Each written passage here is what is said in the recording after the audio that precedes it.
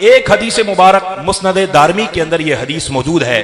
نبی رحمت صلی اللہ علیہ وسلم کے صحابی حضرت عمر بن قیس ابن ام مکتوم آپ اس کو روایت کرتے ہیں اور فرماتے ہیں کہ نبی پاک صلی اللہ علیہ وسلم نے ارشاد فرمایا کہ ان اللہ تعالی ادرک بی الاجل المرحوم، رب العالمین جل وعلا نے مجھے رحمت خاص کے زمانے میں پیدا فرمایا ہے. سرکار فرماتے ہیں جس زمانے میں پیدا ہوا ہوں یہ رحمت خاص کا زمانہ ہے، کیونکہ سرکار اس میں پیدا ہوئے ہیں. جس میں سرکار پیدا ہوں گے وہ رحمت خاص کا زمانہ نہیں ہوگا تو اور کون سا زمانہ ہوگا. لیکن حدیث کے اگلے لفظ کیسے کمال کے ہیں. سرکار نے فرمایا وَاخْتَصَرَ لِيَا اختصارا، رب العالمین جل وعلا نے مجھے اختصار عطا فرمایا. سبحان اللہ کی آواز ہے. اس کی تشریح میں تھوڑی سی کروں گا تو سمجھ میں آئے گا. سرکار نے فرمایا مجھے رب نے اختصار عطا فرمایا. فرمایا فَنَحْنُ الْآخِرُونَ وَنَحْنُ السَّابِقُونَ يَوْمَ الْقِيَامَةِ، ہم سب سے آخری ہیں ظاہر ہونے میں، اور قیامت میں جب اپنے مزار سے اٹھنا ہوگا تو حضور فرماتے ہیں سب سے پہلے میں ہی اپنی قبر مبارک سے باہر آؤں گا. سب سے پہلے میں باہر آؤں گا، جنت میں سب سے پہلے میں جاؤں گا. دوسری روایت میں سرکار نے فرمایا انا اول من یحرک حلق الجنہ، جنت کی کنڈی کو جو سب سے پہلے کھڑکائے گا، سب سے پہلے بجائے گا، وہ کوئی اور نہیں آمینہ کا جایا اور عبداللہ کا لخت جگر مصطفیٰ کریم ہوگا.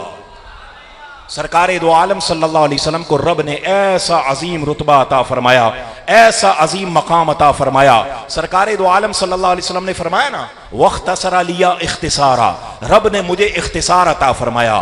اب علماء اس کی تشریح میں مختلف ہوئے، مختلف تشریحات توجیحات بیان کی. فرمایا اس سے مراد ایک تو یہ ہے کہ اللہ نے اپنے حبیب کو جوامع الکلم عطا فرمائے.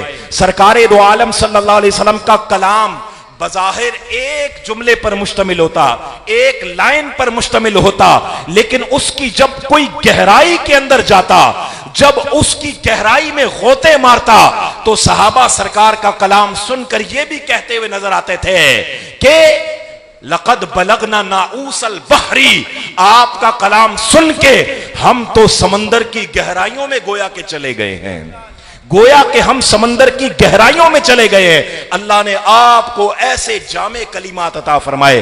سرکار دو عالم علیہ السلام نے فرمایا اللہ نے مجھے اختصار عطا کیا. کیا مراد ہے اس سے؟ ایک مراد یہ ہے کہ رب العالمین جل وعلا حضور کے صدقے حضور کی امت کا حساب لینے میں اختصار فرمائے گا. جلدی جلدی مختصر کر کے حساب لے لے گا، اور جلد ہی کچھ تو ایسے ہوں گے جن سے حساب ہوگا ہی نہیں، کچھ کا چل رہا ہوگا. سرکار کی نظر رحمت پڑے گی، سارے اس کے نامہ اعمال کے دفتر لپیٹ دیے جائیں گے. اشارہ ہوگا محبوب کی نظر پڑ گئی ہے، اب تو جنت کے سوا کوئی اور ٹھکانہ ہے ہی نہیں ہے. تو حضور کو جو اختصار عطا کیا اس کا صدقہ امت کو یہ بھی ملے گا کہ اس امت کا حساب کتاب بڑا مختصر لیا جائے گا، بہت مختصر ہوگا. بنتا تو لمبا ہوگا لیکن لیا مختصر جائے گا. ایک تشریح اس کی کیا بیان کی گئی. فرمایا سرکار دو عالم صلی اللہ علیہ وسلم نے جو یہ فرمایا ہے کہ مجھے رب نے اختصار عطا کیا، اس سے مراد یہ ہے کہ پل صراط ویسے تو بہت لمبی مسافت ہے، بہت لمبی مسافت ہے، لیکن حضور کے صدقے حضور کے بعض امتی بجلی کی رفتار سے وہ پل صراط پار کر جائیں گے. اتنا مختصر ہو جائے گا یہ سفر، اتنا مختصر ہو جائے گا. کیوں؟ اس لیے کہ رب نے سرکار کو اختصار عطا فرمایا، مختصر چیزیں عطا فرمائیں. آپ کی امت کے حوالے سے خالق کائنات نے نبی رحمت صلی اللہ علیہ وسلم کی جو امت ہے، اس امت کے لیے قیامت کے دن کو بھی مختصر کر دیا ہے.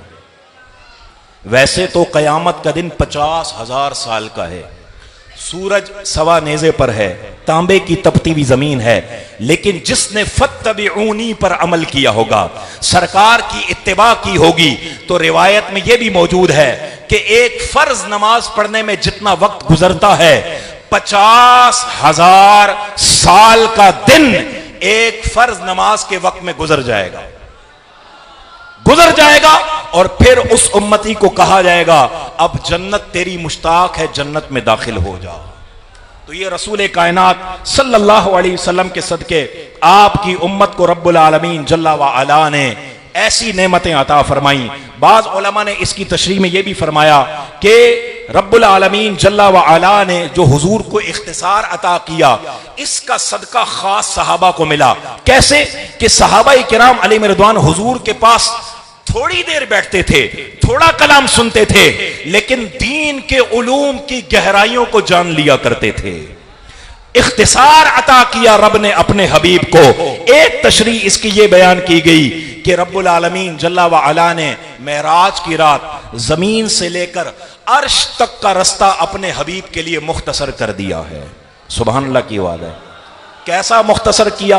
سردی میں کبھی آپ واش روم کی حاجت ہو، استنجا کی حاجت ہو، اپنے کمبل سے نکلتے ہیں، استنجا کر کے فوراً آتے ہیں اور کمبل میں گھس جاتے ہیں، ٹھنڈ زیادہ ہو۔ خاص طور پہ جو سندھ کے گوٹھوں میں کبھی سردی کی راتیں گزار چکا ہو، پنجاب میں یا ٹھنڈے علاقوں میں، اس کو اندازہ ہوگا کہ سردی کی رات میں کمبل سے باہر نکلنا آزمائش والا ہوتا ہے۔ بندہ بولتا ہے فوراً کام کروں، پانی پیوں، واپس آ جاؤں، فوراً استنجا کروں، واپس آ جاؤں۔ اب جب وہ واپس آتا ہے، اگر 2 4 5 منٹ بھی ہو جائیں تو ٹھنڈ چونکہ زیادہ ہوتی ہے، بستر کے اندر کی گرمی ختم ہو جاتی ہے، بستر کو گرم ہونے میں تھوڑا ٹائم لگتا ہے لیکن ٹھنڈا جلدی ہو جاتا ہے۔ لیکن سرکار دو عالم صلی اللہ علیہ وسلم معراج کی رات زمین سے 7 آسمانوں کا سفر کر کے سدرہ کو پار کر گئے، عرش پر گئے، لا مقام گئے، واپس آ گئے اور بستر ابھی آپ کا گرم ہے۔